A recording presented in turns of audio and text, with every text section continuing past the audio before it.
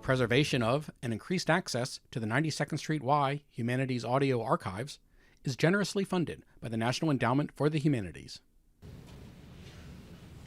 Good evening. My name is Robert Rubin. Having been closely associated with the 92nd Street Y for many years, it is my privilege to welcome you to the 92nd Street Y and its second annual State of World Jewry Address. The State of World Jewry Address is part of the 92nd Street Y's ongoing program in Jewish affairs. The address was given last year by Abba Eben, and this year, as last year, the address will be published and disseminated so that its impact will extend beyond this evening.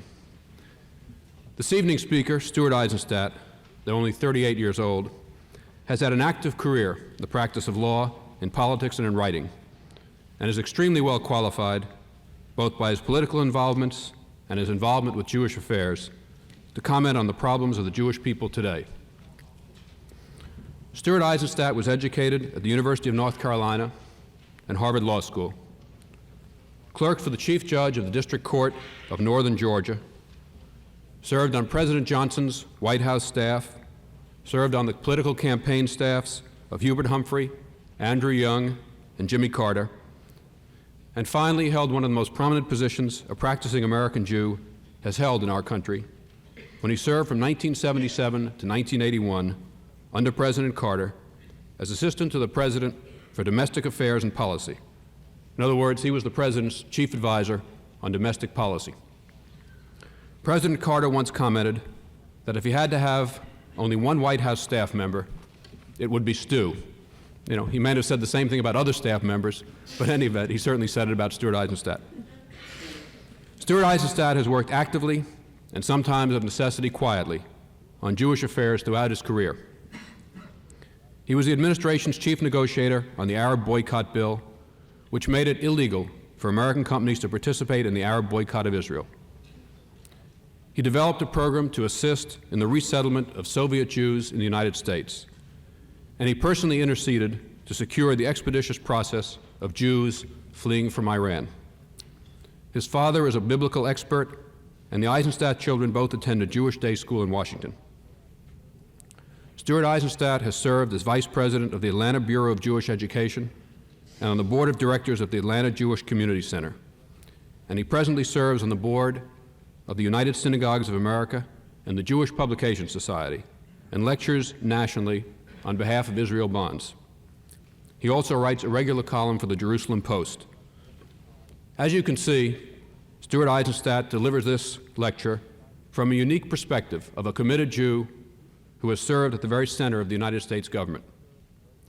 As is customary at the Y, at the close of this evening, members of the audience will be able to meet with Stuart Eizenstat in the art gallery immediately adjacent to the concert hall. Following Stuart Eisenstat's address, he has agreed to accept questions from the audience. I'll return to the podium to recognize members of the audience at that time. Also, this address is being delivered in somewhat abbreviated form in the interest of time, but the full text is available through the Education Office at the Y. Ladies and gentlemen, I present to you to deliver the 1981 State of World Jewry Address, Mr. Stuart Eizenstat.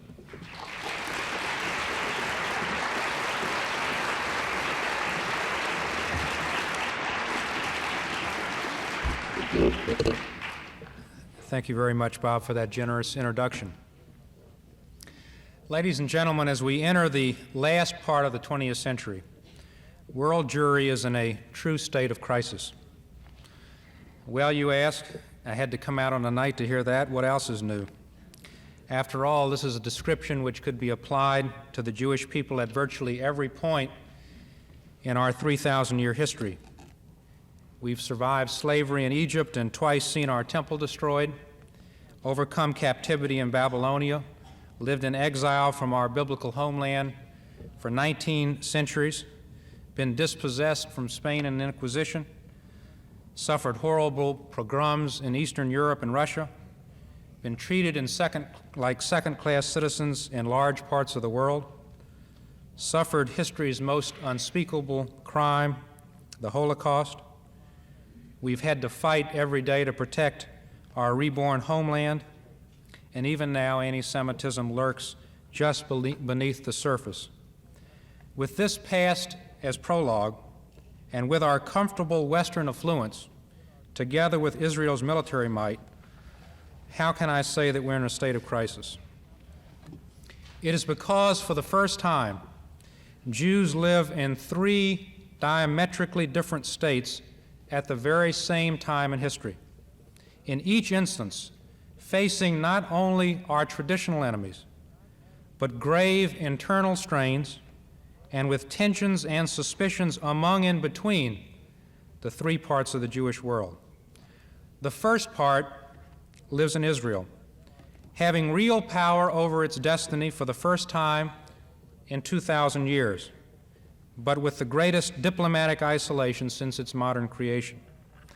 The second of our parts live in non-democratic countries of the left or right, in conditions that vary from mild to complete repression, where basic human rights are often denied and where Judaism remains a badge of inferiority. The third of our parts lives as an increasingly accepted minority in Western democracies, yet in danger of internal erosion and ultimate assimilation. We are used to our external foes. Centuries come and centuries go. They remain, and we can handle them. But we're in danger, ladies and gentlemen, of allowing our own sense of unity and cohesion as a people to break apart under the pressures of modern society. It is what we are doing to ourselves that adds a new dimension and a new sense of urgency to those traditional problems. We are in a two-front war in the 1980s, but we are only prepared to fight one of them. We're strong enough and alert enough to defend ourselves against our enemies. We know them. But it's unclear if we can handle the pervasive, quiet erosion of faith which is occurring internally. And we had better wake up before it is too late, or we will have done to ourselves what no enemy has achieved in 3 millennia. So tonight I want to explore with you three aspects of the State of World Jewry. First, Judaism in America and the West. Second, Jewish communities in non-democratic nations. And last, the relationship between Israel and the diaspora. First, Judaism in the United States and the West. Judaism in the United States is characterized today by seeming contradictions. On the one hand, increasing numbers of young people are keeping kosher, at the same time as the percentage of Jews affiliated with synagogues is dropping. A significantly higher percentage of Jewish children are receiving a full-time day school education than 20 years ago, while at the same time, the number of Jewish children receiving any Jewish education is dropping dramatically. More families are living an intensely Jewish life than at any time in recent times, and yet, on the other hand, rates of assimilation and intermarriage soar. The answer to these seeming contradictions is that a small but significant core of American Jews are in fact becoming more Jewish, more religious, more dedicated, more involved across the entire spectrum of Jewish philosophy, Reform, Conservative, and Orthodox. But at the periphery, an even larger number are effectively abandoning their religion, leaving themselves and their children without Jewish roots.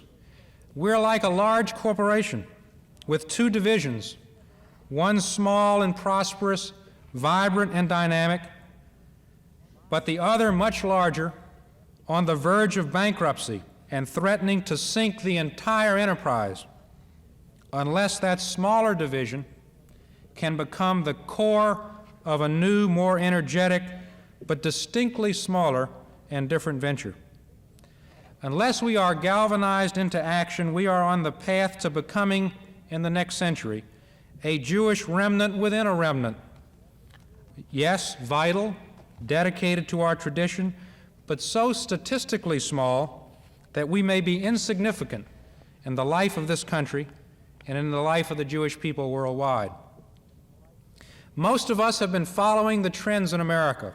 As it becomes more secularized, so do we. As its traditions and family life are threatened, so too are ours. But our numbers are too small to permit us the luxury of simply following the trends. I think each of you know that we are a people that thrive on irony. Our history, even our humor, is replete with it.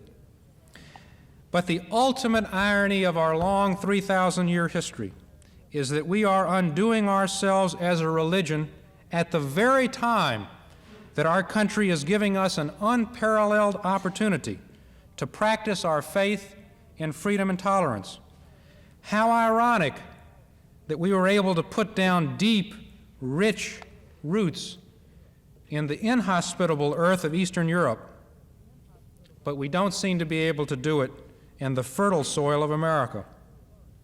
Having been given the chance to flourish and to create a meaningful Jewish culture right here, we are on the verge of losing an historic opportunity. At the very time that the United States is more ready than ever to accept our own statement of uniqueness, we are less willing to make it. Our very success could be our undoing. As in 19th century Western Europe, the better off Jews are as individuals, the less they tend to be concerned with their Jewishness. Just think if our enemies through the ages had realized what they could do to us with a little bit of kindness. Many of us in America can't stand the very freedom, openness, and tolerance of diversity that this great land is giving us. Far too many have taken that freedom and used it to secure a greater sameness than America itself demands. We've used the openness of our society to simply melt into the total American landscape rather than to enrich the overall picture by painting our own unique contribution. And we've brushed aside the tolerance of diversity by forgetting the reasons we were distinctive. Less than 50% of us today are affiliated with congregations of any kind. Less than one-half contribute to local UJAs. Less than 40% practice any consistent pattern of ritual observance. And fully 60% of the eligible Jewish children receive absolutely no Jewish education of any kind in this country. It has been almost exactly 100 years, 1881, since the beginning of the massive wave of European immigration began, raising our numbers in this country from a mere 1,000 in 1790 to 1 million by the turn of the 19th century. In the first 3 decades of the 20th century, with continued high levels of immigration, our population increased fourfold to over 4 million. But over the next 100 years, if current trends continue, our population will decrease in absolute terms and decrease perhaps precipitously. Our birth rate here and throughout the entire Western world has dropped so alarmingly that it is now well below the level necessary to merely sustain ourselves numerically.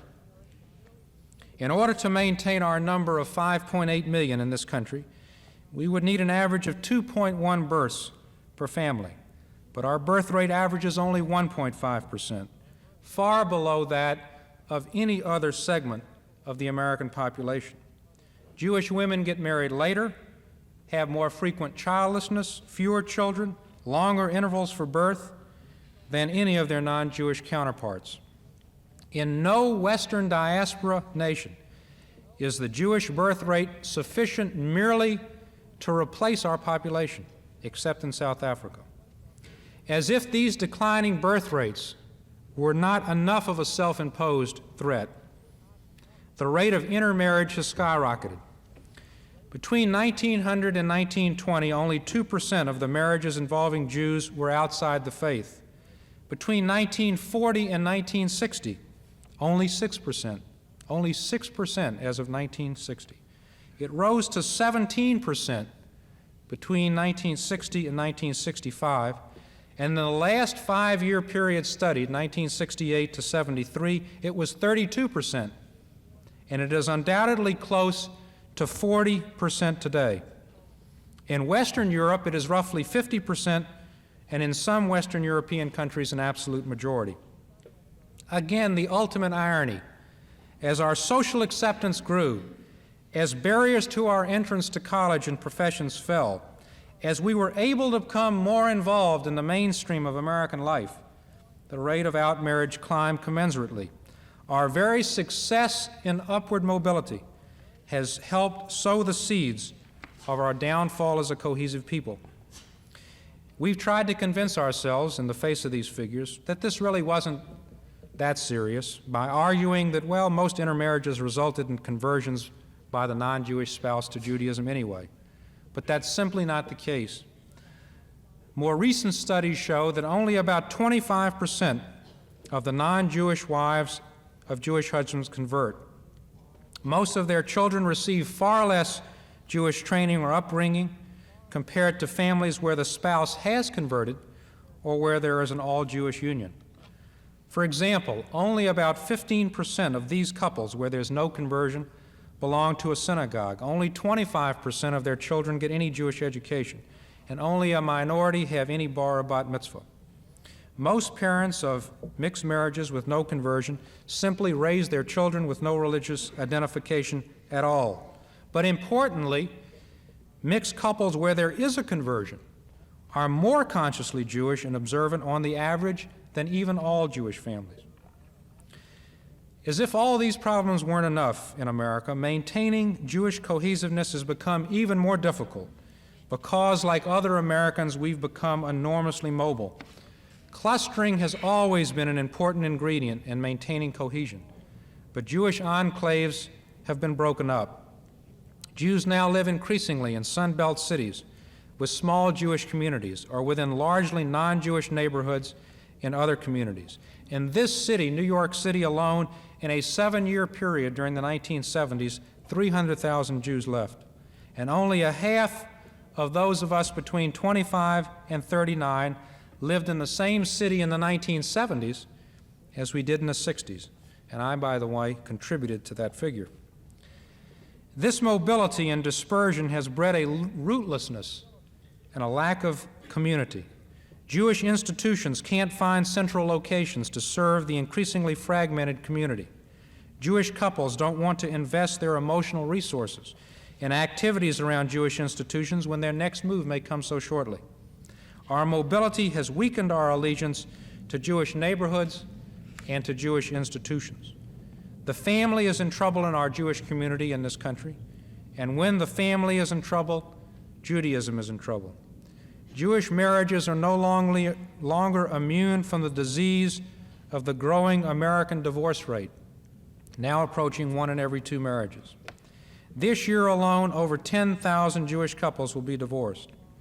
A religion in which the family has itself been an affirmation of our covenant with God has not adjusted to the one-parent Jewish family phenomenon, which increasingly abounds. Divorced parents of our religion must at times go to church or secular institutions for adult activities, and Jewish community centers report that close to 30% of their adult membership are divorced. The impact of all of this on the next generation can best be described by the words of a young teenager. "There's nothing in it for me," he said. "It was like an agreement I made with my whole family. I can't say I always loved Judaism, but it did make sense because it made sense with the family. But no more.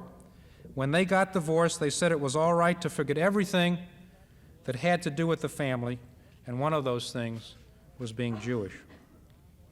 Nowhere is this threat to the survival of our people in this country more clearly evident than in the awful trends affecting our young adults. For example, since 1961, there has been a 50% increase in the percentage of Jewish college seniors who express no religious preference at the time of their graduation. Now, almost 1 in every 5 graduating seniors Equally, and in some respects even more disturbing, is the impact of the new religious cults on Jewish youngsters. Since 1965 in our country, between 1,300 and 3,000 new religious cults have developed. Most are highly authoritarian, anti-democratic, and dangerous to the health of those they entrap. In this country alone, their membership exceeds 100,000. But most disturbing is the fact that experts agree fully 25% of their membership in this country is Jewish.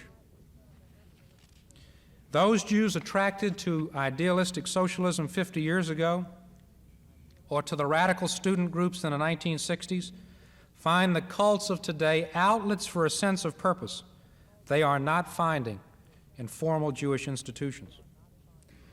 The state of diaspora Jewish education presents the same contradictory trends that I've pointed out. We've been enjoined since biblical days to teach it diligently unto thy children, but many of us are failing that biblical injunction. On the bright side, it is true that the number of full-time day schools and yeshivot have increased significantly. There were only 78 just after World War II. There are now more than 600 with 100,000 Jewish students getting a full-time Jewish education. This clearly reflects a growing desire by many for a more intensive Jewish involvement. 1 in every 5 Jewish children receiving any Jewish education is getting it at a full-time day school. One that I might say gives a far better education than the type of part-time Hebrew school education I and most of my contemporaries received. But again, this is a minority within a minority. Due to falling birth rates and simple disinterest, there has been a staggering decline in the number of Jewish children receiving any Jewish education. Only about 38% of the potential American Jewish student population of 1 million gets any type of Jewish education. And even more startling is the fact that in 1960, fully 600,000 Jewish children were receiving a Jewish education of some type. Today, that figure is not 600,000 or 500,000 or even 400,000.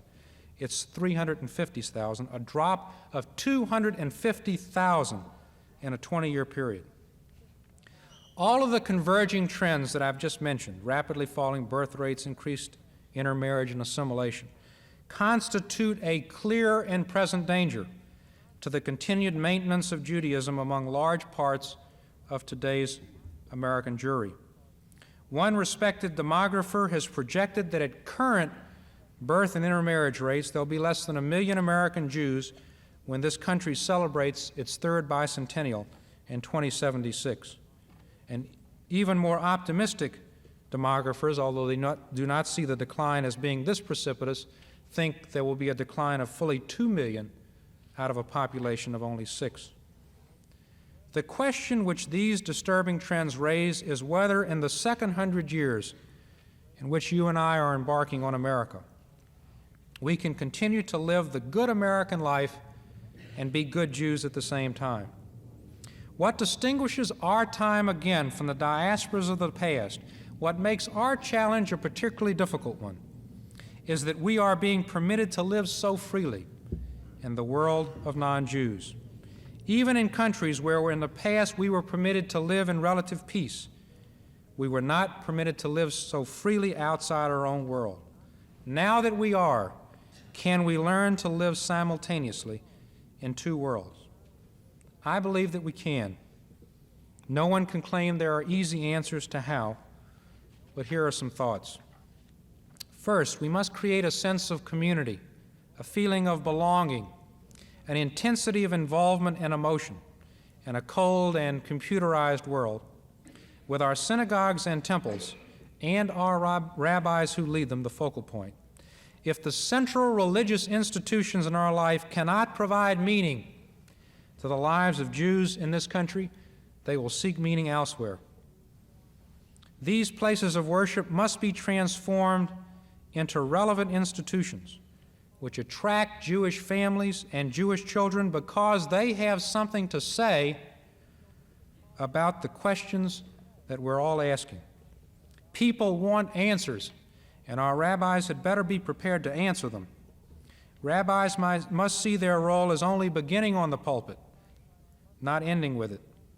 After all, it was the rabbis who maintained the faith of our people over 19 centuries in country after country during our exile.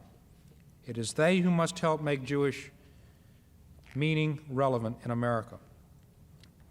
Temples and synagogues must engage in family and adult retreats, camping weekends, Hawaii, experiential as well as rational experiences to create that lacking sense of community.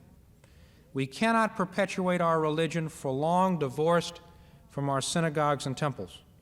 Without traditions and shared memories, we will drift into nothing more than at best ethical humanism, or at worst the conservative me too, me first, me last, me always, which characterizes the current mood among many in this country. Second, we must develop a more positive focus for our energies aimed at improving the sad quality of Jewish education. For too long, the central focus of the organized Jewish community in America has been to guard against anti-Semitism and to participate in checkbook Judaism, what Leonard Fine has called vicarious Judaism through fundraising for causes in which we don't directly participate. We cannot allow fundraising to serve as a substitute for the practice of Judaism or to be our only expression of Jewish identity.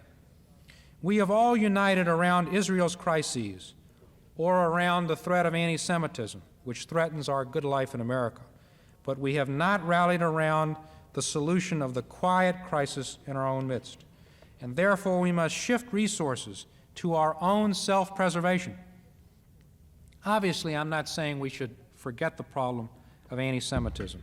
Far from it. Anti-Semitism, measured by vandalism, is up in this country, and any complacency we might have had has been shattered by the recent synagogue bombings in Paris and in the Jewish Quarter in Antwerp. Indeed, the experiences that each one of us has seen in this country in the last several weeks in the AWACS dispute are evidence that even here there is a significant level of subterranean anti-Semitism ready to surface at the slightest call. The new Yankelovich survey, recently completed, however, shows significant declines since 1964 in almost every criterion for anti-Semitism. A new generation of Americans simply does not accept the negative stereotypes with which we have been falsely identified over the centuries. And so if we focus all of our attention looking over our shoulder for the next anti-Semite, we won't see what's in front of us, and that is more dangerous and subtle enemies like cults and a general disinterest in our own religion. So too it is with fundraising. I admire those who do it. The money they raise is important to both Israel and domestic causes, but a donation to the UJA cannot substitute for religious experiences. Often promotions within Jewish organizations and federations come because of the power of the purse and not because of the values or intellectual prowess of the individuals. Potential leaders lacking personal wealth don't see opportunities for participation, and more Jewish content desperately needs to be provided to the lay leadership of federations. While Federation aid for education has increased tremendously, it has not kept pace with the spiraling increase in costs. In 1977, 19% of day school budgets came from Federation allocations. Today, only 13% do, and they must make the rest up somewhere else. We do not even have a second-rate Hebrew school education system in many parts of the country, and reversing this situation must be a primary priority. We must try to create in this country the intellectual richness and educational network of the Eastern European culture destroyed by the Holocaust. Third suggestion, we must be unafraid to assert our difference and develop our own unique way of life. After 100 years in America, our position is secure enough so that we need not fear to be different. America's greatness is its tolerance for diversity. We can enrich America more by developing our own institutions and our own religion than being homogenized in a giant melting pot. We can take individual actions which set wonderful examples with a lasting impact, like the growing movement by adult Jewish women, including, I might add, my wife, to study for bat mitzvahs they did not receive earlier in life. Fourth, our institutions must deal with today's realities. Activities for single-parent families are essential and must be better integrated into overall programs. And early contact must be made with intermarried couples to encourage the non-Jewish spouse to convert and to make them feel welcome in our midst, because the enormous difference in Jewish observance between converts and non-converts in intermarriage situations simply necessitates this outreach. Nowhere is this outreach more critical than on college campuses. We must make major efforts to establish endowed Judaic programs to satisfy the intellectual curiosity of Jewish college students. Hillel chapters must be given the resources to compete on the battlefront of the campus with the cults that are making such dangerous inroads. Fifth, it is time to declare a truce in the interminable internecine warfare between the divisions of our own faith. While we debate who is a Jew and who can perform conversions, we're withering away. Last, we know so little about ourselves, we can hardly plan the necessary correctives. Our data on population, intermarriage, location, education is terribly inadequate, and there should be a major national Jewish survey to give us updated information. Next, I want now to go to my second major topic. Having discussed Judaism in the West, I want to talk about Jews in non-democratic nations. And again, how ironic if the very freedom we cherish here seems to threaten our identity. This is hardly the problem for some 3.5 million of our brethren who live in non-democratic countries of the left or right. No one could discuss the State of World Jewry in 1981 without discussing Jacob Timerman. He brings into sharp relief the plight of Jews who live neither in Israel nor in the benign environment we enjoy in Western democracies, but rather who live in more repressive nations. In many ways, the Timerman affair points up all the contradictions that we face as modern Jews. What could be more complex? Timerman writes a literary masterpiece about his arrest and his torture as a Jew by the Argentine military. He charges Argentine Jewry with being cowed like the German Jews of the 1930s. He's taken to task by both the Argentine Jewish community and a segment of American Jewry. He then moves to Israel after his release from prison, a nation which itself supplied arms to Argentina during his incarceration. He was arrested in large part for the leftist criticisms he leveled in his newspaper at Argentine's military rulers. Even his critics concede he was tortured and treated worse than other prisoners because he was both Jewish and a Zionist.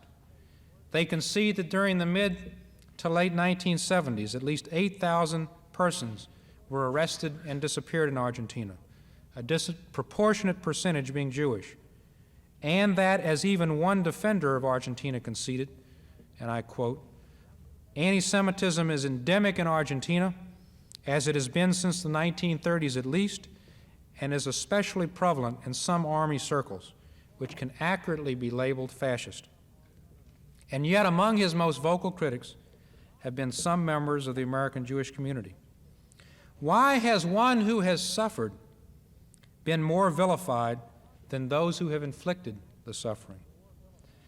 Why have they not been outraged that his torture was exacerbated because he was a Jew, or that many Jews have disappeared, or that some of Argentina's military continues to exhibit overtly anti-Semitic behavior?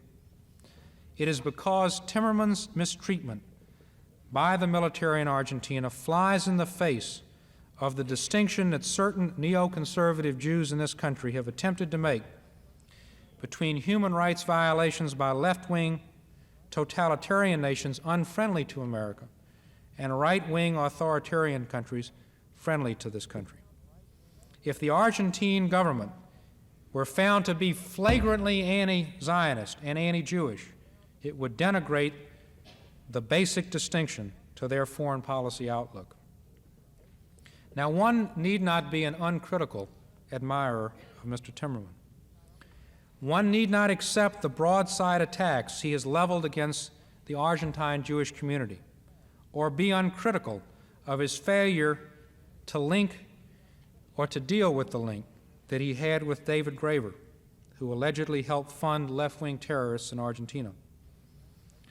And yet, one need not accept these to be enormously sad about this whole episode and what it exposes about us.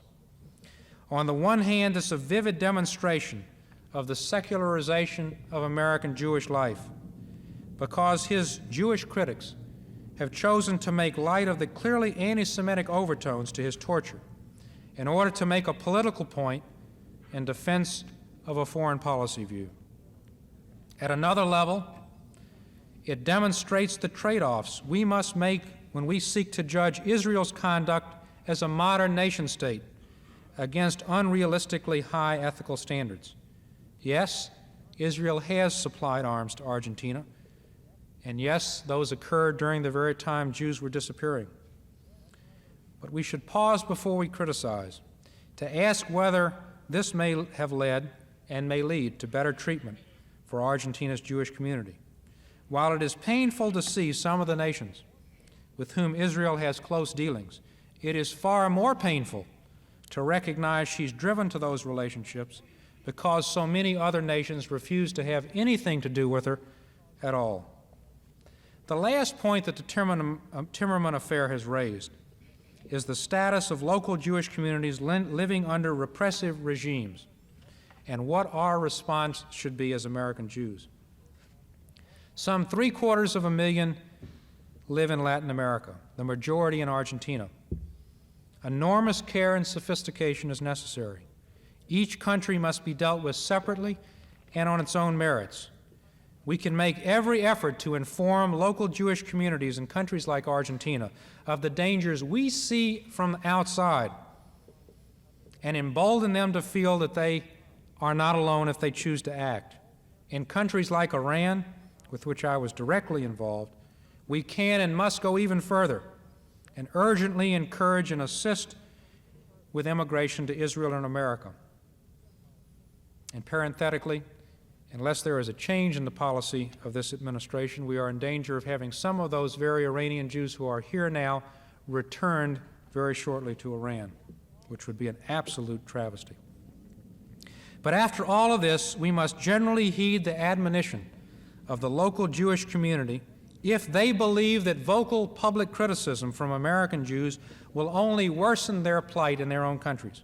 After all, they are the ones on the front lines, not us. We should act independently only if they are in such extremis that we must ignore their own pleas for silence. Now, I can tell you that Jews in the Soviet Union have not asked us to be silent, as the Jews in other communities may have. Quite the contrary.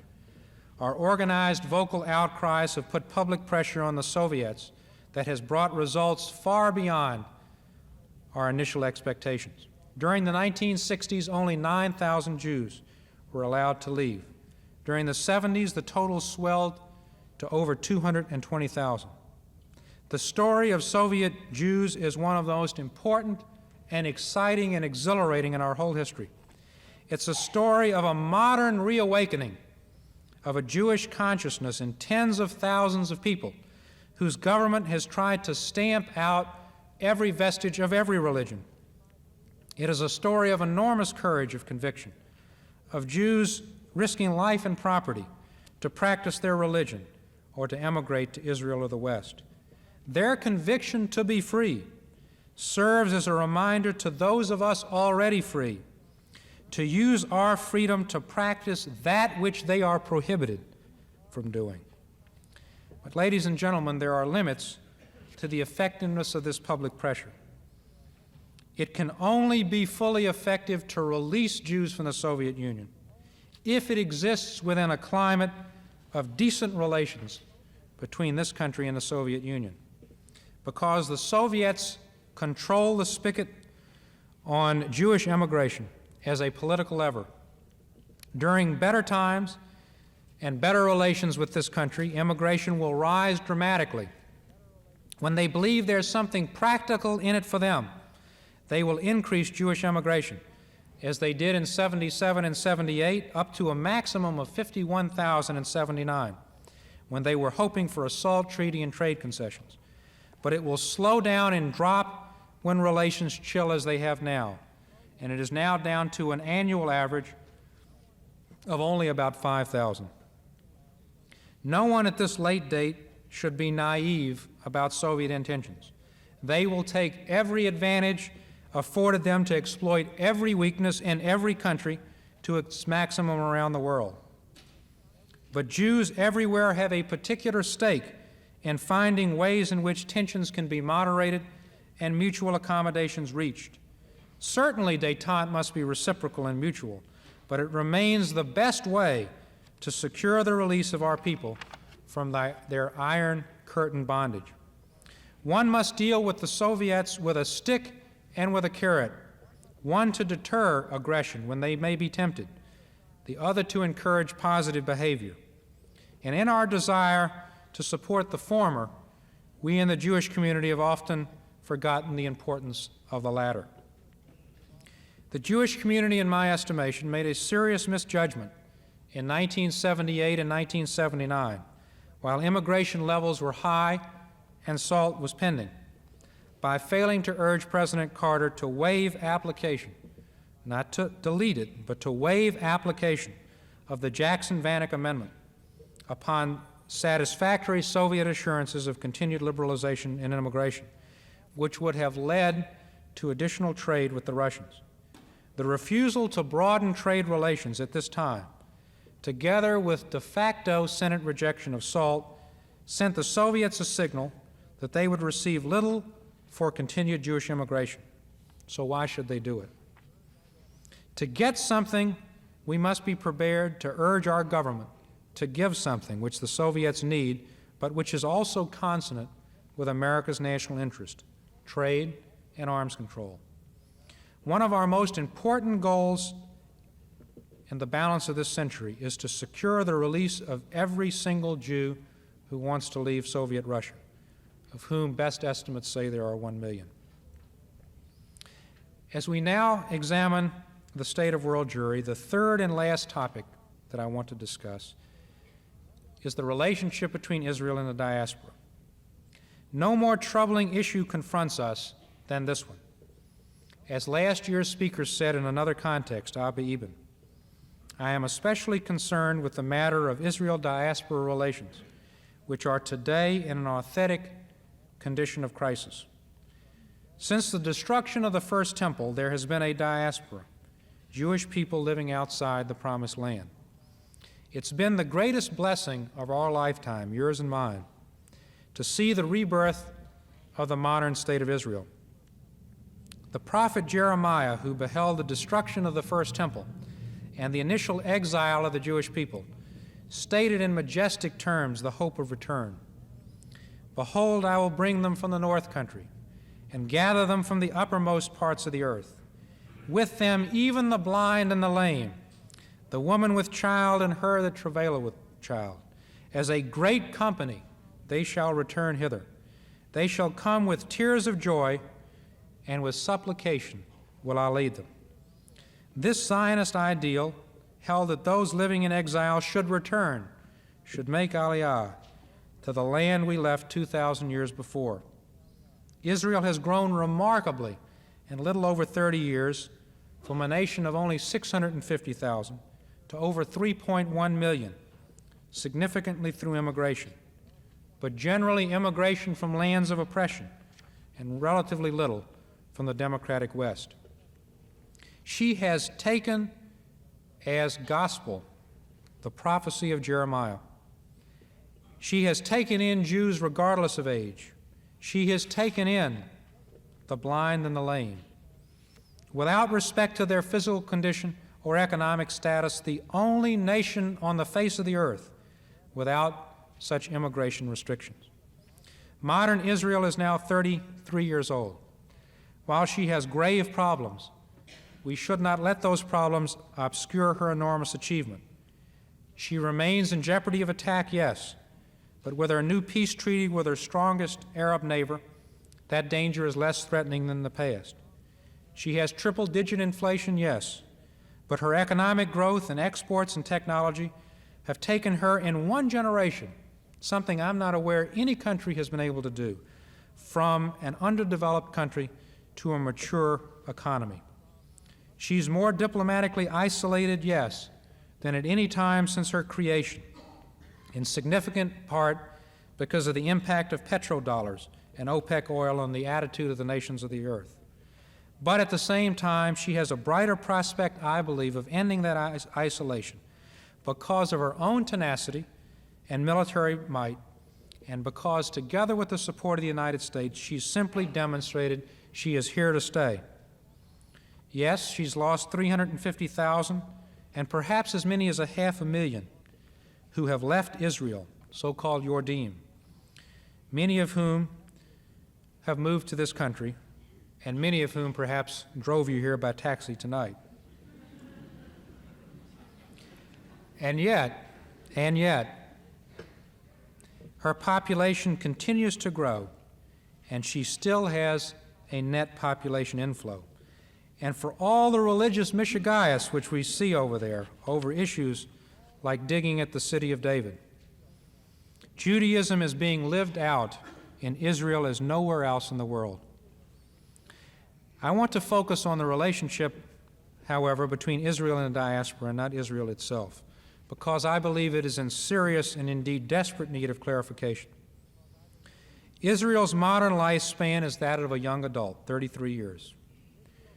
You and I have had 33 years to learn to live with her, for her to live with us. And I think it's time we each developed a more mature understanding of today's realities. Now let's take first things first. Israel is absolutely central to the preservation of our faith. We truly are one people. Our fate in each nation is linked inextricably. The centerpiece of the Jewish solar system is, in fact, Israel. Its land, its religion, and our own survival are inseparable. We in the diaspora are like planets who will self-destruct if we stray too far from the gravitational pull of our sun. Our prayers are made to the God of Israel. Our houses of worship face it. It's been the central focus of our religion since the time of Moses, and it's the one critical thing that's allowed us through 19 centuries of living in the four corners of the earth to remain a sense of identity. With the forces of assimilation at work in the diaspora today, it provides the best hope of maintaining our religion. And it's more important, and I think we fail to recognize this, more important numerically, because it's virtually the only growing Jewish community in the entire world. At its creation, some 33 years ago, it represented only 9% of the Jews in the world. Today, however, 1 in every 5 Jews in the world lives in Israel. Israel's population is increasing by 1.5% per year, and her birth rate is twice that of the Jewish community in the United States. It is only the internal growth of Israel's Jews that is offsetting the tremendous internal decline of the diaspora Jews. And yes, it stands as our main refuge if the worst befalls us again in any other nation. Yet it must also be said, although Israel is absolutely central, that for the foreseeable future, the diaspora is here to stay. It hasn't gone away for 2,000 years, and it's not going to go away from tomorrow. From Israel's standpoint, this is not totally a negative, since Jews in this country and elsewhere play an important role in helping their nations maintain positive relations with Israel. It is a time for an end to the bitterness. We need not glorify nor consecrate the division between the diaspora and Israel, and I do not do so. While you and I in this audience have made the decision to remain in this country, which has been so good to us and to which we have returned so much. We should nevertheless create opportunities for our children and grandchildren to make their own informed choice. Let's not circumscribe it for them. We shouldn't remain simply gift givers and tourists. We should spend sabbatical years there, establish exchange programs of our high school and college students, and invest in businesses, enterprises, and joint ventures there. What we ought to be looking at, Israel and the diaspora, is what we can do together to strengthen each other. We must truly see ourselves as partners whose fates are linked. The most perplexing and topical issue facing diaspora Jews is how we relate, you and I, to its everyday actions in the real world of today. Not the Israel of our time honored prayer books, but the Israel of today's and tomorrow's newspaper headlines. Israelis justifiably expect us to be unequivocally supportive. They point out their own isolated position in the world, the extent to which our criticism here would be misused by her enemies, and the incorrect perception of their flight that we have from thousands of miles away. They say if you want to be critical, fine, come to Israel, become a citizen, exercise your democratic prerogative, and do so from the vantage point of those who must live with the daily dangers which lie only a few kilometers away. These are persuasive arguments, but they can't end the debate. We're expected to provide financial aid and moral support to the state, albeit we don't do enough. Actions taken by Israel affect Jews everywhere. If we are truly one people, the diaspora and Israel must each recognize our partnership and chart a common course. But today there is no dialogue to permit us to chart that common course.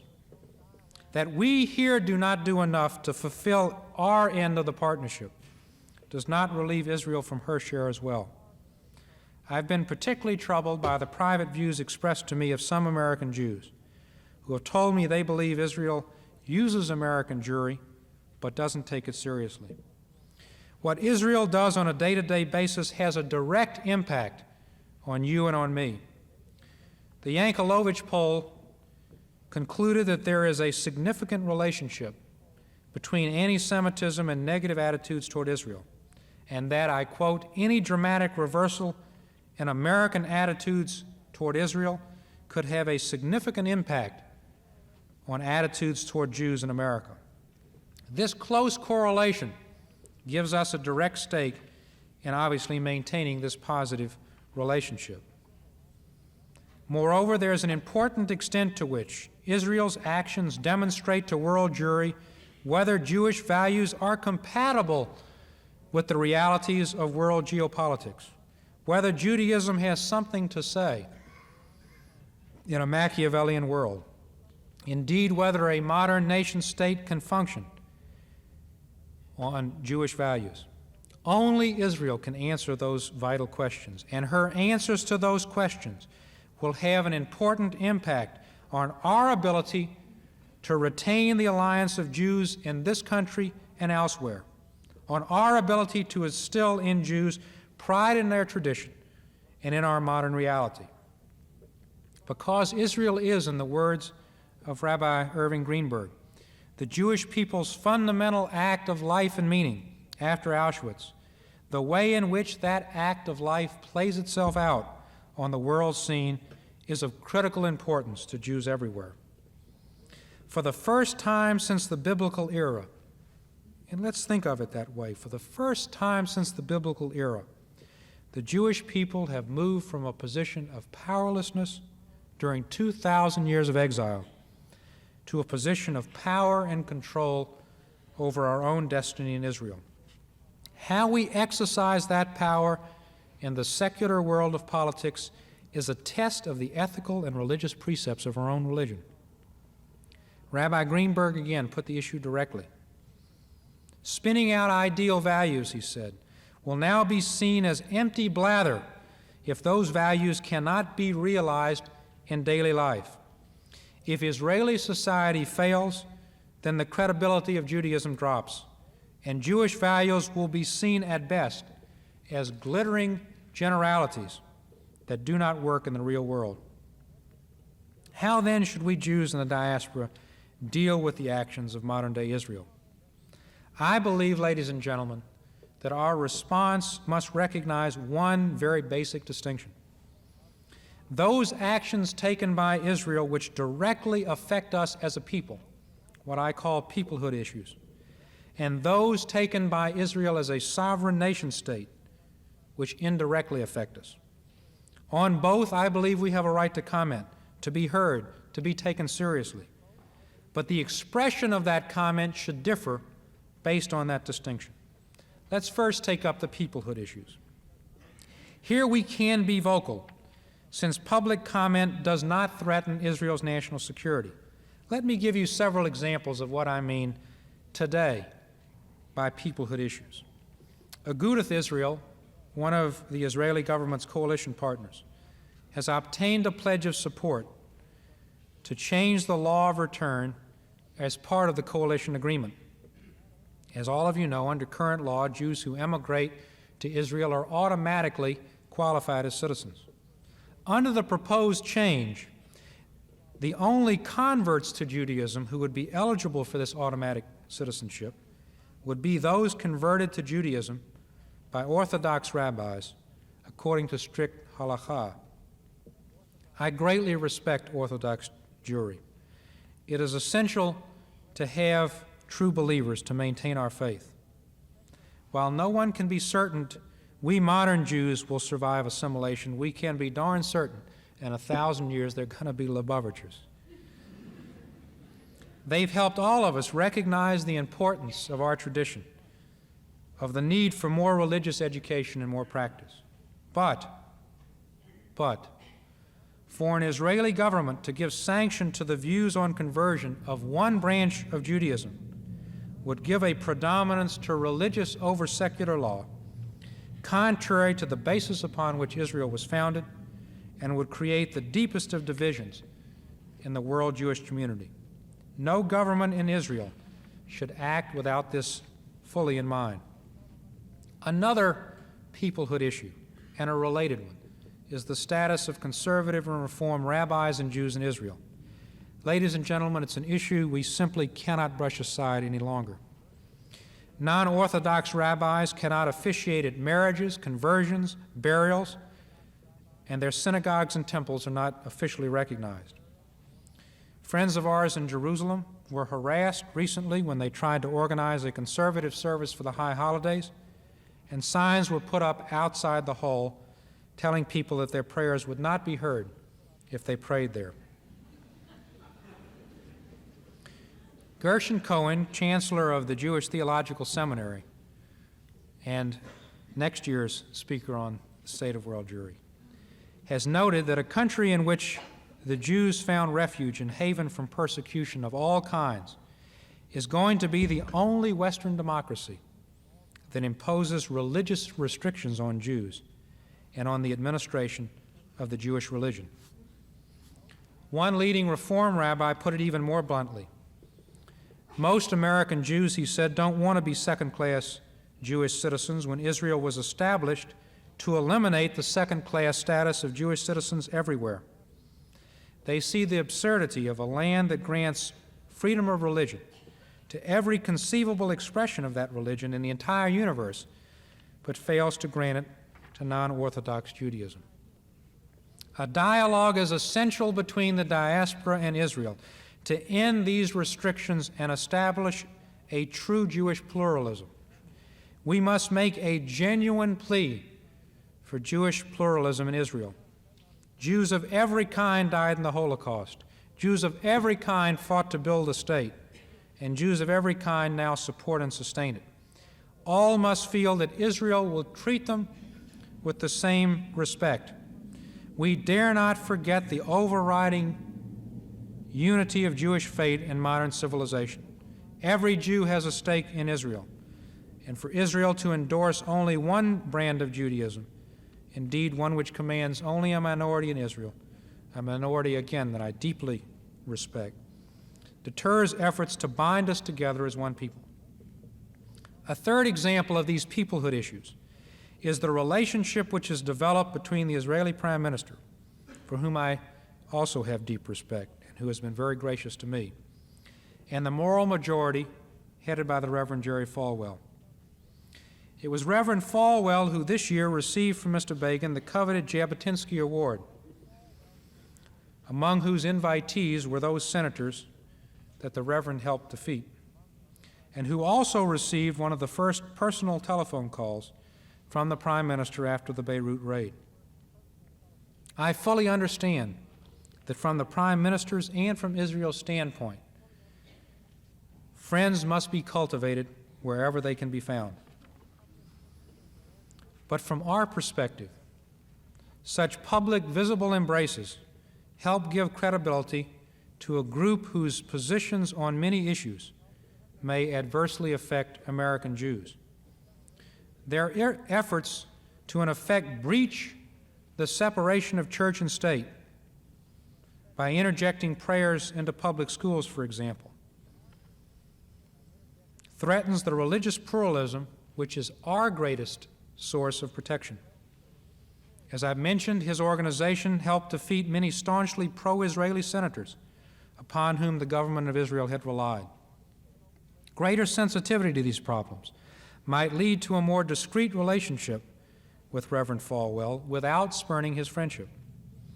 This is particularly the case when his support for Israel rests in part on the belief that Jesus' second coming and the Jews' acceptance of Jesus can only occur when Jews control all of Israel. One last example of these peoplehood issues is how to deal with Soviet immigrants. Should we cut off resettlement aid to the United States, as Israel suggests? Israel insists that, in effect, she is being deprived of a needed resource and that she gets Soviet Jews out on the notion that they will come to Israel only to find them coming to the United States. From our standpoint, the crucial factor is their ability to live in freedom and safety, and I believe that denial of resettlement assistance seems unjust, although I must add the caveat that I have a bias since I helped develop the program to provide it. However, while I do not believe it's wise to cut off assistance, I do believe we should work with the Israeli government to encourage Soviet Jews to go to Israel as much as we can through non-coercive means, both to help Israel and because by living elsewhere than Israel, those Soviet Jews make it more difficult for future emigration of those left behind who must depend on having first-degree relations in Israel to get out to begin with. Let's accept the fact that there will be, and continue to be, some issues where our views and those of Israel may diverge, issues at the margin perhaps, peoplehood issues. Members of a family can differ without problems if they learn to work to resolve those problems, and therefore we must learn to talk together to settle our differences. Now, each of the issues I've mentioned involve each of us as a people. They don't directly involve national security issues. And it's to these that I now turn to conclude my address. Here the problem is even more complicated, since the issues involve Israel's foreign policy actions as a modern nation state, settlements on the West Bank, autonomy discussions with the Palestinians, what our attitude should be toward the PLO. Now, let me suggest some guidelines. First, I believe that public criticism of Israel by Jews in the diaspora on foreign policy issues should generally be avoided unless private avenues have been totally exhausted and the issue is of such paramount importance to Israel's standing in the world that some other avenue should be used. But even then, any such criticism must be expressed with enormous care and with only the fullest factual background. We do owe Israel the best advice we can provide her on such critical national security issues, and so total uncritical acceptance doesn't help her in the long run. But we should make absolutely every effort to find quiet avenues for that expression. Inappropriate public criticism carries risks to Israel, since her enemies will misuse that criticism even if we make it with good intentions. Second, to provide a safety valve for such private expressions, we must develop a regular structure, a mechanism for Israel diaspora discussions on national security issues. The Conference of Presidents of major Jewish organizations could appoint a representative group of Americans to meet biannually with top Israeli officials for detailed discussions of mutual Israel diaspora concerns. This could equally serve to help Israel express her views to the diaspora. Israel's policies must ultimately be judged and made by the citizens in her own democratic process, but informed advice from the diaspora through appropriate channels may help Israel shape policies in ways which both help her and which help Jews everywhere. If Israeli government leaders lightly dismiss the views of serious diaspora leaders, and if this and other effective means for the private expression of views cannot be found, we will see a mounting criticism in the diaspora and, unfortunately, more public criticism.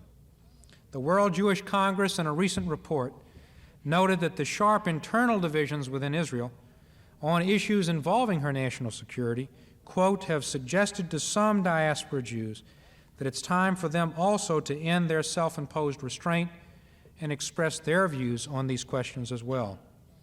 An example of that was the recent article by Brandeis University professor Marie Sirkin, whose view was that those genuinely concerned for the future of the Jewish state cannot evade the responsibility of protecting Israeli government policies that are intrinsically wrong, that alienate world society and sympathy, and help Israel's enemies to achieve their enduring objectives. Now, I think we should avoid that type of criticism, but the best way to avoid it is to create a mechanism for the type of dialogue which has been missing. Third, we should recognize that at times there are alternatives to public criticism, alternatives which nevertheless can convey a point. For example, the American Jewish response to the Beirut raid.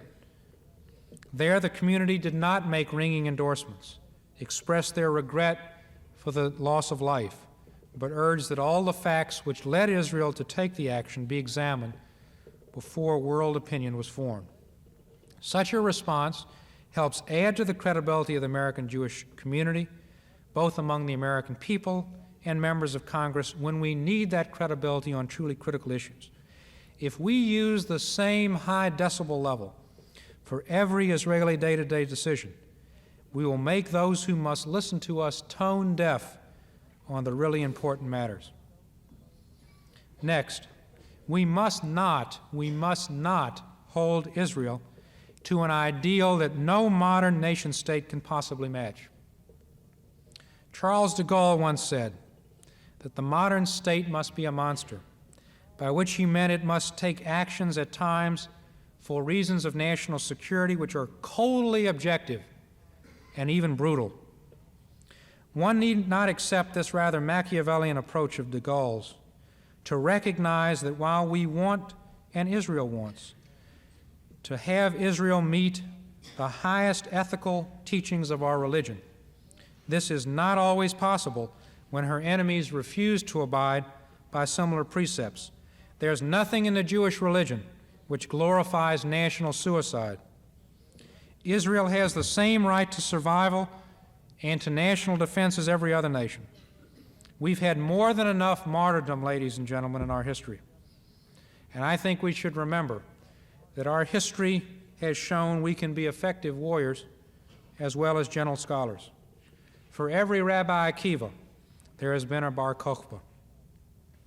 During the only other era when Jews control their own destiny, as we do now in Israel, that is the biblical period before the destruction of the temple, Israel faced a similar challenge, a challenge one scholar called coping with the challenge of Jewish sovereignty and statehood, while trying to live up to the values of the people's sacred covenant with God. And the kings who exercised secular power then, ladies and gentlemen, as the prime ministers who do now, were constantly confronted by prophets who demanded absolute righteousness. Those prophets did not always succeed with the people because, in Rabbi Greenberg's words, their uncompromising demands were too far away from the equivocal realities of everyday life. And the harsh reality of everyday life today in Israel is that it does continue to struggle for her existence as a sovereign nation. We must not forget this as we seek to measure Israel's actions against the high standards we set for our religion. We cannot expect the ideal from those who must make the hard decisions and the hard compromises which I can assure you the modern exercise of power necessitates. There's nothing very pretty about the modern exercise of power. This is not meant as an apology for every Israeli action. When she takes actions which seem contrary to the ideals of our religion, such as the Beirut raid, there is a price to be paid in world opinion and in the views of the diaspora. Israel must, and I believe will, continue to exercise power with the bittersweet memory of our own suffering through the ages as a people. All of us know of the famous quote of Lord Acton, "Power corrupts, and absolute power absolutely corrupts." But we have no choice. Jews must exercise power in religion in Israel, just as other nations must exercise it. The test is whether the exercise of that power is done in ways as compatible as possible with our historic religious ideals under the severe circumstances of modern reality. Even measured by our own high moral standards, Israel has matched up quite well. While its record is not perfect, there are few, if any, nations in history which could match its performance. One need not approve of the raid in Beirut to believe that it is a far cry from the fire bombings of Dresden, in which our own nation engaged when it was in a fight to the death for the preservation of Western civilization. One need not view benignly continued military rule over the entire West Bank or the actions taken against some Palestinian officials to recognize that history has few, if any, comparable examples of a less oppressive and more benign occupation. No rapes, no midnight firing squads, no torture, no labor camps, no family separations. Even the State Department has given it high marks for its human rights policy. One need not believe Israel has done everything possible to engage her adversaries in positive discussions, to see plainly the enormous sacrifice of wealth and territory she has made to achieve peace with Israel, or to appreciate the contrast with the absence of any meaningful sacrifice or efforts by most of her Arab neighbors. I want to mention to you something that caught me as particularly poignant as we try to match Jewish ideals with the reality of Israel as a modern nation-state. It was a statement by Golda Meir. It seems a little complicated when you first hear it, but when you think it through, you can see the anguish of a Jewish state having to go to war. She expressed that anguish by saying that she could easier forgive Arabs killing Jews than Arabs making Jews kill them. I believe that one of the major reasons so many diaspora Jews are currently troubled by developments in Israel comes from a shift in Israel's leadership from the 30 years of comfortable rule by the Labor Party. This wasn't just a shift from the Republican to the Democratic Party or vice versa as we have here. It wasn't just a shift in parties. It was a profound change from 30 years of Ben-Gurion's Western-oriented, labor Zionist European philosophy, typified by universalism, social transformation, secularism, separation of church and state, acceptance of the UN partition as the best we could get, from that philosophy to a populist, ethnocentric, hierarchical, revisionist Middle Eastern philosophy of the heirs of Jabotinsky, a philosophy which stresses religiosity rather than secularism. Many diaspora Jews, you and I, who live in Western secular societies, perhaps felt more comfortable with the former philosophy which prevailed until 77, and find the latter a throwback to the past. In some respects, however, Israel is simply becoming a more Middle Eastern country. She is not an extension of New York City. And this is a trend likely to continue with the ascendancy of Sephardic Jews in Israel. It's a trend we must appreciate, it's a trend we must understand, and I believe it's ultimately a trend with which we must learn to live. The last point I want to stress, and one that is so topical that I had to add it to this speech, is that to develop the appropriate relationship, the appropriate partnership with our fellow Jews in Israel, we as American Jews must come to terms with our own role as loyal Americans and as dedicated Jews. Perhaps the most disturbing aspect of the national poll to which I've referred in the past, the Yankelovich poll commissioned by the American Jewish Committee, was the finding of a significant rise to almost 50% in the Americans who felt that American Jews were more loyal to Israel than to the United States. And the question was put just that directly. Do you believe that American Jews are more loyal to Israel than to the United States? 48% of the American people said yes. In a related theme, Senator Mathias of Maryland wrote an article in this summer's Foreign Affairs magazine critical of the involvement of major ethnic groups, Irish, Greeks, East Europeans, and Jews, in American foreign policy making. His thesis was that this ethnic involvement was contrary to the general good of the United States, and that organized ethnic groups, as he put it, sometimes press causes that denigrate from the national interest, and that the national interest is a larger sum than the total of these special interests. This issue, with which, whether we like to admit it or not, each one of us has to face every day of our lives in this country, came to a head during the recent AWACS debate. When things got rough, the Jewish card was played. Soon after, a Saudi Arabian lobbyist, Fred Dutton, wished out loud that the issue of AWACS ought to be cast not on the merits, but as a choice between Reagan or Begin. The die was cast. Shortly thereafter, the President of the United States solemnly told us that it's not the business of other nations to make American foreign policy, a clear allusion to Israel and the so-called Israel lobby. But how about the activities of the Saudi lobby, with one of its high-ranking princes here on a full-time basis, and with the oil and defense interests that I have seen personally on the Hill lobbying? The same ones, by the way, from whom Sheikh Yamani provoked laughter recently in a speech in New York with anti-Israeli jokes. On cue, Richard Nixon added another of his manifold contributions to our democracy by stating that the sale would have no trouble, were it for the fact of intense opposition by Begin and parts of the American Jewish community, as if no non-Jews opposed the sale and as if we didn't have the right to object to it. Wavering senators were told that a defeat on the AWACS package would be bad for the Jews. And one key senator said he voted for the sale for fear that its defeat would lead to an anti-Jewish and anti-Semitic backlash. In short, Jews needed to be saved from themselves.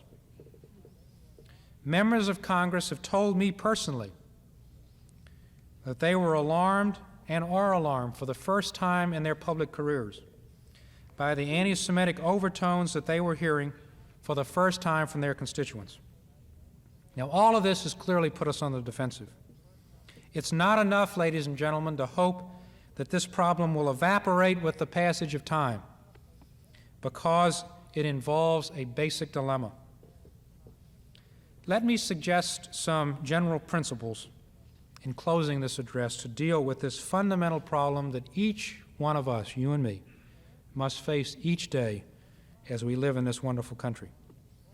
First and foremost, we must not permit ourselves to be bullied or cowed by anyone who questions our patriotism or our right to speak our mind.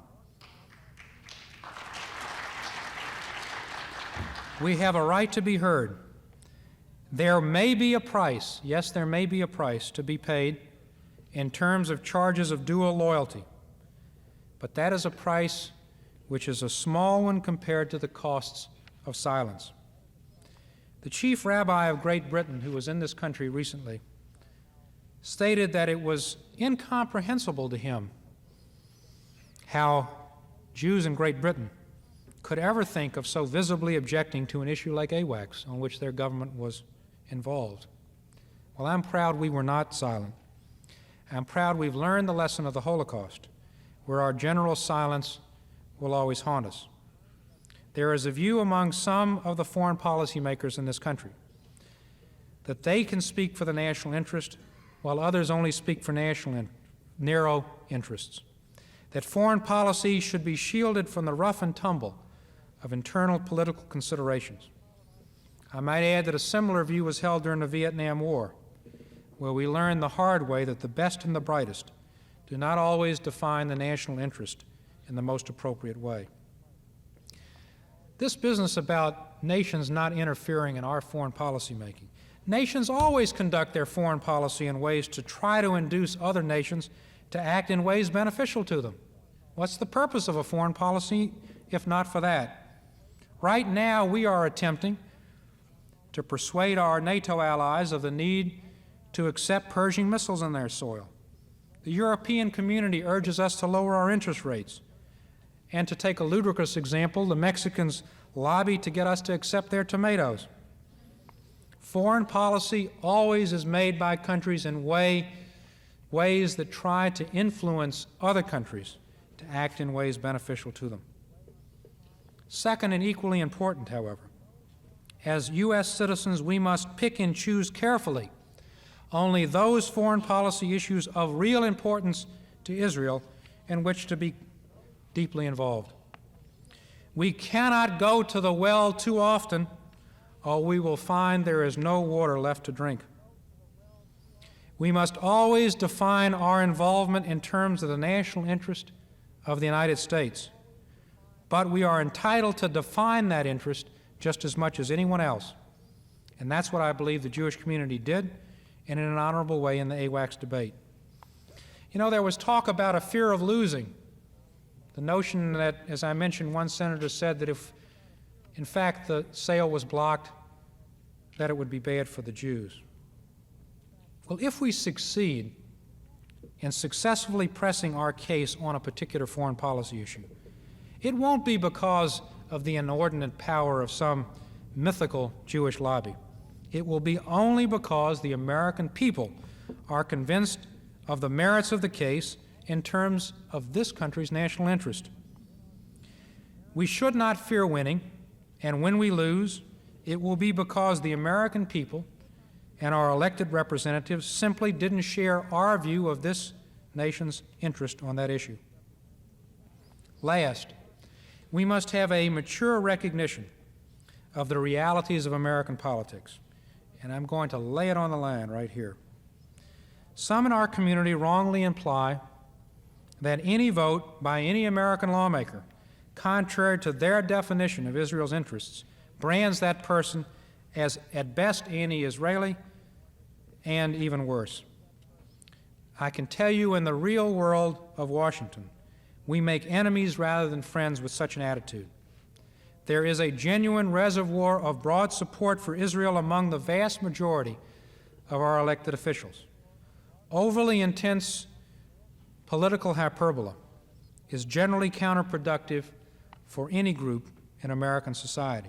It's far better to try to convince our elected officials to vote with us on the next issue than to brand them as enemies for life, which most are not and do not believe themselves to be. We also tend, and I've been involved now in 4 presidential elections, we tend to place unrealistic hopes on the campaign rhetoric of presidential candidates, believing they will fundamentally change the Middle Eastern policies of their predecessors if only they're elected. And inevitably, we're disappointed. Like it or not, we must face up to the fact that every president in the last several decades has ultimately accepted and implemented to varying degrees the basic State Department attitude of, quote, even-handedness, end quote, toward Israel and the Arab nations, given the geopolitical, the logistical, and the economic interests of the United States and the size, location, and natural resources held by the Arab world. This is unlikely to change in our lifetimes, at least until our security on the energy front is secure, a goal we as American Jews should ardently promote. Let me briefly outline what I believe this basic State Department policy is.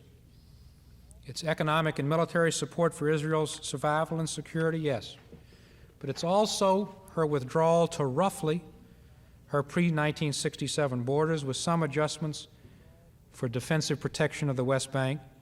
It's no new settlements. It's internationalization of Jerusalem's holy places. It's some element of self-rule by Palestinians. It's a diminution of Russian influence in the area. It's maintenance of good relations by moderate Arab nations defined as pro-Western rather than pro-Israeli, all to be accomplished through arms transfers as the glue to hold these Arab interests together with America's. Campaign oratory notwithstanding, this underlying policy remains.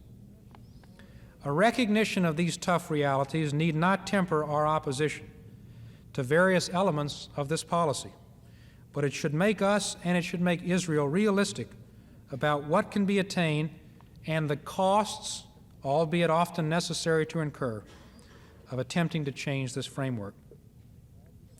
Establishing an appropriate relationship, then, between the diaspora and a vibrant, self-reliant Israel, acting on the modern stage, are so important that I believe a World Zionist Congress should be held as soon as possible to begin but not end the process of what Abba Eban has called a very solemn and far-reaching consultation with diaspora Jews. That Congress must begin the process of a dialogue on the difficult issues which I have discussed. Let me conclude this way. Cultures, and indeed civilizations, have come and they have gone. Empires have been built and empires have crumbled. They have dominated the world scene for a time, only to recede into the dark passages of the history books. Phoenicians, Assyrians, Romans, Crusaders, and even in our recent memory, the British Empire, all have had their day and seen it past. We have endured because we have clung to basic ideals, to religious practices, and to Israel. Let us all rededicate ourselves so that future historians will not say that it was in our time that Judaism too began its decline with all of these other civilizations. Am Yisrael Chai, the Jewish people lives after all we've been through. Let us not in our Western luxury do to ourselves what our enemies have failed to achieve for 3,000 years. I want to mention to you a personal story that was told to me by a close friend, one who recently returned on a special trip to Prague made for the Jewish Welfare Federation boards. There in Prague, he met a 32-year-old young man, a young man who until very recently did not realize he was Jewish. Why? Because his parents, who had both been in a concentration camp, did not want to see him suffer in his lifetime what they had suffered for his and for their religion. But nevertheless, he found out that he was Jewish. He went through a circumcision at a relatively advanced age and wanted to devour everything he could read and find on Judaism, although it was hard to come by in Prague. He told my friend that he was working at reviving a small Jewish community center in the midst of still prevalent anti-Semitism in Prague. And my friend said to him, "What can we do to help? What can we, in our affluence in America, do to help?" And all the person said is, "Know that we're here and help make a tape for us of some Jewish songs and prayers so I can play it at the center." Now, can't we let the dedication of this young man in such circumstances stir us from our own comfortable lethargy? Let us here in America serve as a bridge to Jews in Israel, as a bridge to other Western democracies, as a bridge to those who live in lands of oppression, a bridge of friendship, understanding, and support. Let all elements of World Jewry nurture and enrich each other. Let us tear down the walls which separate us. We owe it to those who have been martyred through the generations for our religion, to those who perished helplessly in the Holocaust because they were born Jewish. But we also owe it to ourselves. We owe it to the quality of our own lives. We owe it to our children and to generations yet unborn. We have it in our hands, ladies and gentlemen, to measurably improve the state of World Jewry from that which I have described to you tonight. I believe that we can, I believe that we will, I believe that we must meet the challenge once again. Thank you.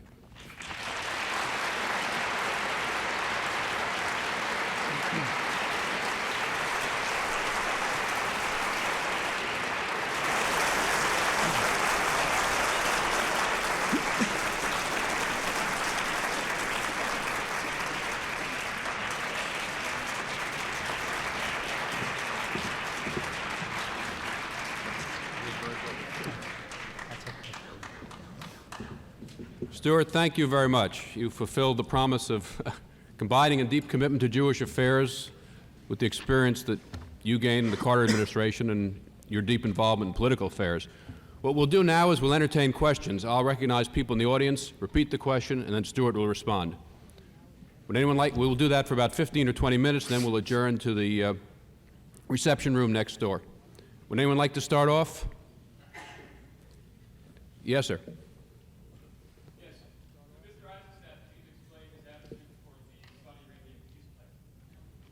I don't think I have to repeat them.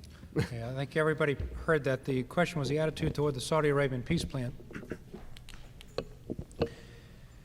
This is a really very difficult issue because it does reflect some movement, albeit very slow, very small, in the right direction. I essentially believe, however, that it ought not to be entertained at this point. And the reason for that is I believe that it can be otherwise taken as a subterfuge, as a Trojan horse, if you will, to undermine the only realistic way to achieve a lasting peace in the Middle East, and that is through the Camp David process. Of the 7 points of the Saudi plan, 6 call for substantial compromise on the part of Israel, and the 7th is a vaguely worded statement about the rights of all states at a time when Saudi Arabia does not recognize Israel as a state. So I do not think that it is advisable to derail the Camp David process at a time when it is reaching a critical juncture and to, at this point, take up that Saudi peace plan. Next question. Yes, sir.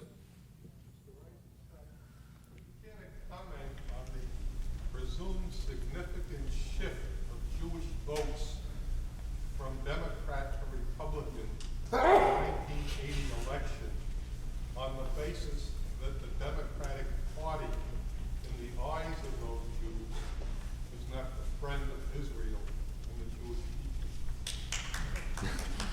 people? I think that the reason for the rather dramatic shift in Jewish votes from Democratic to Republican candidates came for a variety of reasons.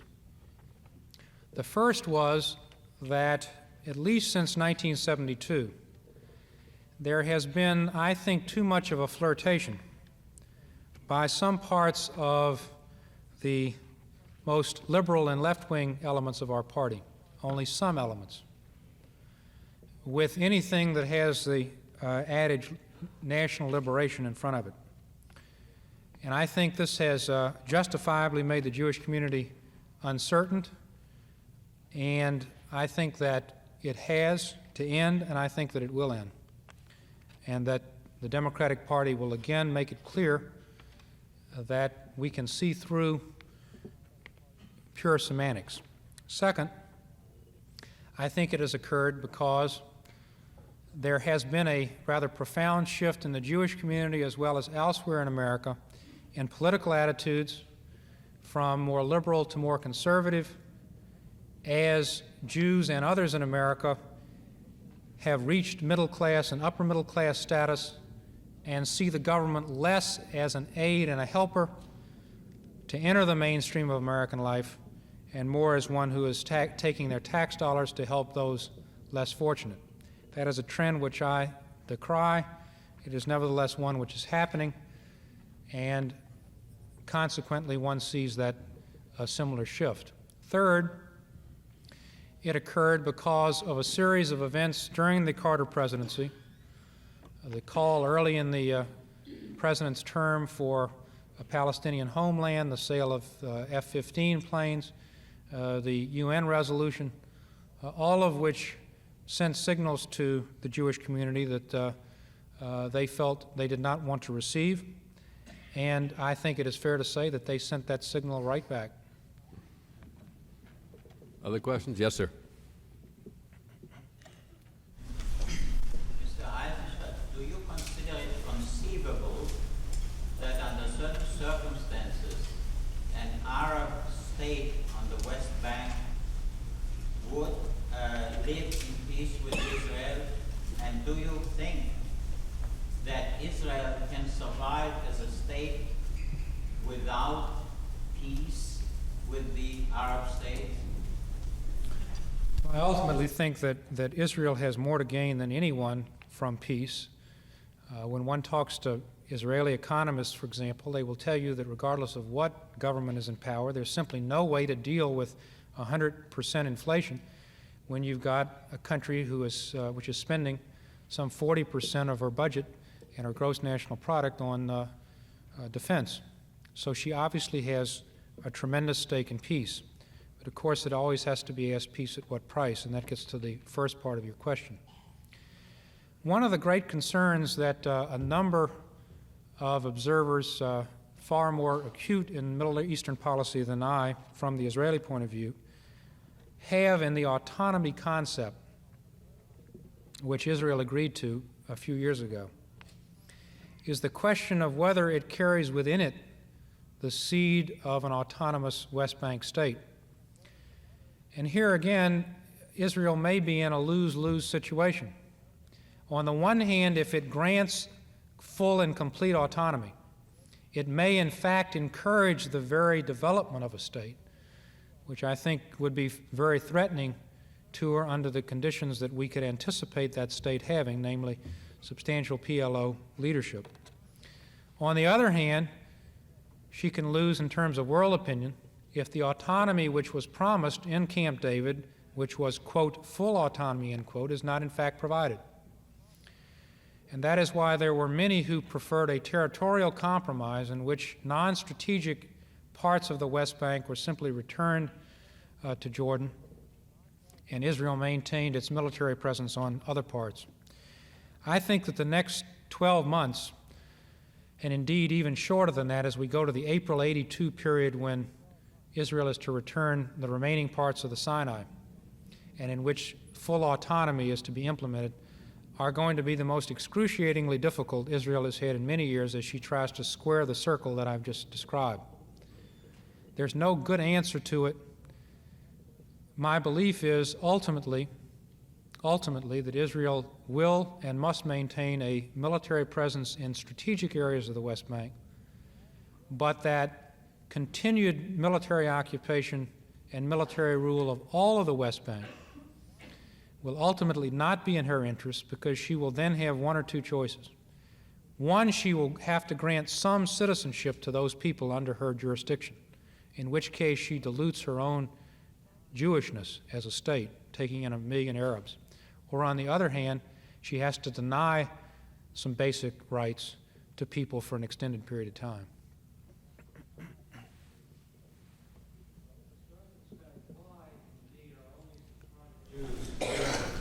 Going to Israel, while all Russian Jews, or many of them, and Israelis themselves are emigrating to the United States. Why the preference to come here? Well, I think that the reason why Sephardic Jews have tended to come to Israel in greater proportion than Russian Jews have is precisely because of this shift I talked about in Israel, which is occurring now. That is to say, most Jews in Russia and other Eastern European countries they tend to identify with Western-oriented countries, with Western civilization, with those sort of democratic ideals.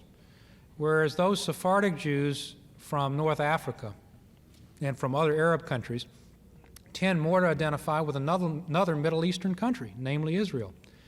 It is simply within their background and outlook, more so than would a secular Western state like the United States be. And for that reason, I think that's why that has occurred. Mr. Eizenstat, from your experience and your position of expertise, could you explain to us a little bit about the presidential decision-making process vis-a-vis at least two things that come to mind, both of which you alluded to? One is, you said that the American Jewish community didn't give a signal on the Jackson-Vanik Amendment. On the other hand, the signal on the AWACS was too strong. The other thing that comes to mind is when one president makes a promise and the second president breaks the promise, even with the help of the previous president, how does that work?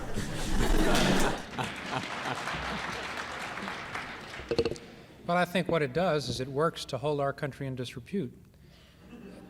And I think what it does is it undermines the confidence that other nations must have in the continuity of American foreign policy. I think a commitment is a commitment, and I think when it is made, as it was in writing and repeated, that it ought to be kept, and that there are grave implications when it's not kept, not simply to us, but more importantly to those countries who must rely on a continuity of commitment. Now, in terms of how decisions are made, I mean, that question is obviously a little broad for a short answer, but basically it gets back to the point I made about, in effect, how foreign policy is made in this country. There is no decision that I have ever seen that came certainly in front of my desk or the President's that was made in an ivory tower, that was made separate and apart from its impact on opinion either in this country or in the world. And indeed, when a president or any elected official tries too often to make such decisions as if there were an ideal that could be divorced from the support of the electorate, that person is going to find that his support soon withers, and those things on which he needs the support of the electorate will not occur.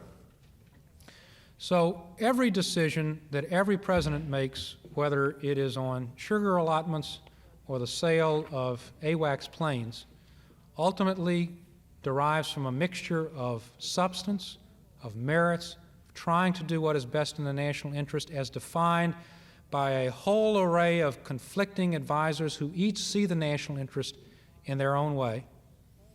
And that's why I say we have a right to define the national interest in ways we see it, and with political considerations in mind as well. They can't be and they are not divorced from any decision, however much any elected official would like you to think otherwise. In fact, it surprises me sometimes why elected officials like to say to people, I haven't been affected by politics in making this decision. They ought to be. Politics is what a democracy is all about. It's the informed consent of the electorate. Stuart, let me ask a question, if I may. When you were advising the president, how did you handle conflict between the interests of Israel and the interests of this country when you saw them as conflicting? Well, first of all, there are always going to be tensions between any two countries.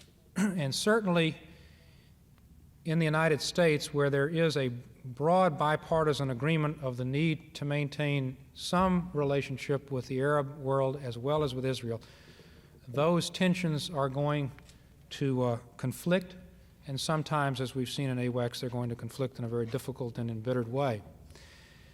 I tried always in talking to the president and in giving my advice to give advice from my frame of reference, what was best for the national interest of the United States.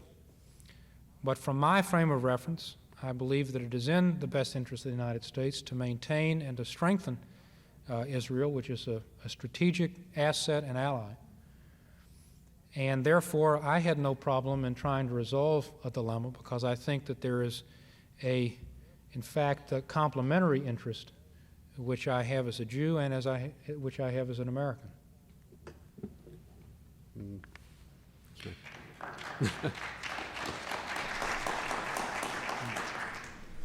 Magazines such as Time magazine often describe discussions about affirmative action as conflicts between minorities and Jews. This is very unfortunate, but I was wondering, in your experience in the domestic field, how you dealt with it and how you feel this can be corrected. Well, I suppose if there was one issue on which my views and those of at least parts, and I want to stress parts, of the organized Jewish community conflicted, it was on this issue of affirmative action. There is a very strong underlying sense on the part of the American Jewish community, for obvious reasons, to oppose any type of racial quotas or religious quotas. We've been too recently the brunt of those quotas working the other way. And I certainly don't favor and don't support quotas working in anyone's favor. But I do think that there is a legitimate distinction, which I think is often missed by some, not all, Jewish organizations, between rigid quotas and affirmative action. And I do think that as we American Jews have largely entered the mainstream of American life over the last 25 years, that it ill behooves us not to reach out a helping hand affirmatively to seek those who have yet to enjoy the full fruits of the American dream.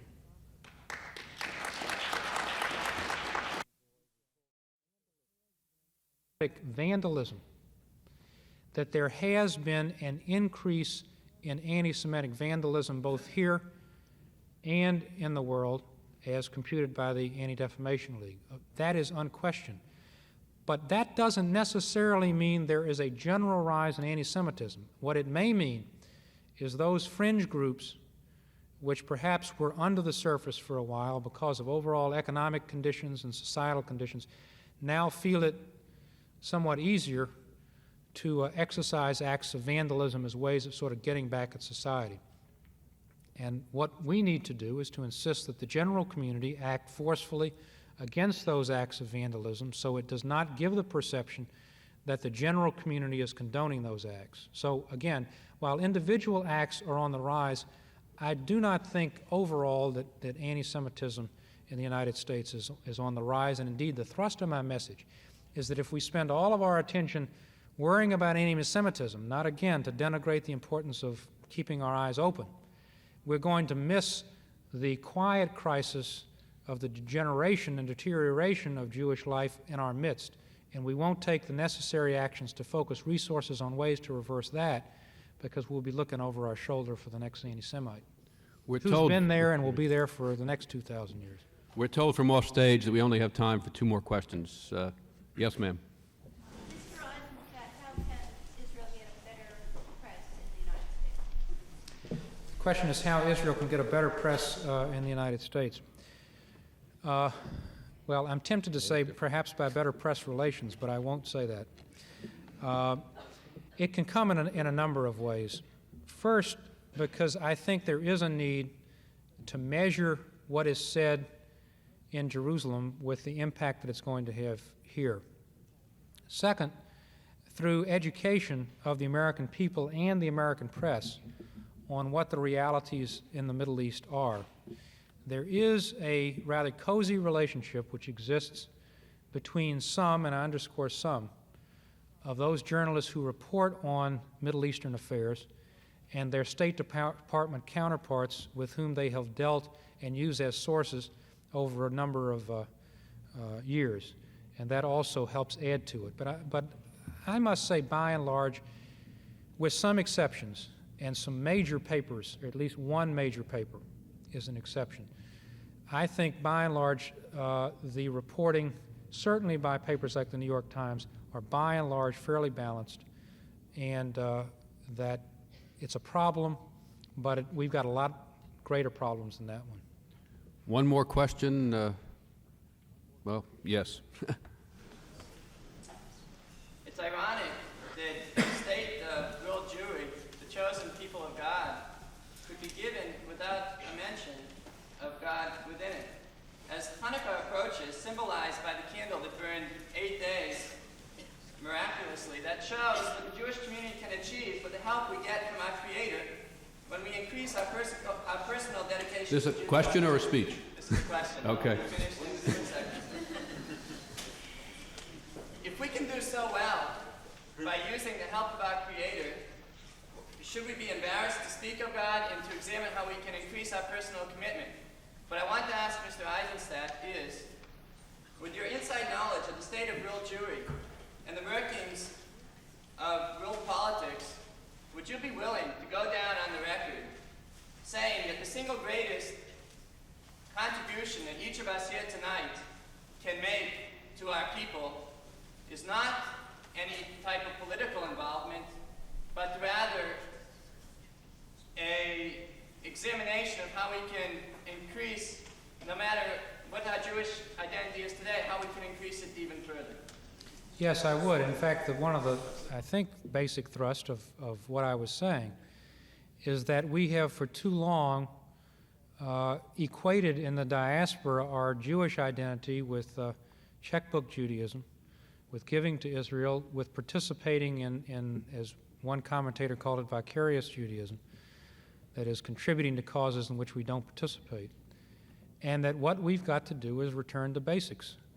I do think, however, that it's very important that in Israel as well as the diaspora, and in particular in Israel, that each Jew be permitted in his or her own way to practice her religion or his religion, to deepen their Jewish involvement, to develop the type of pluralism of Jewishness in Israel. So I would definitely agree that that is the primary thing we should do, but I think that we each need to do it and find it in ways which are most compatible with our own deeply held religious beliefs. Very good.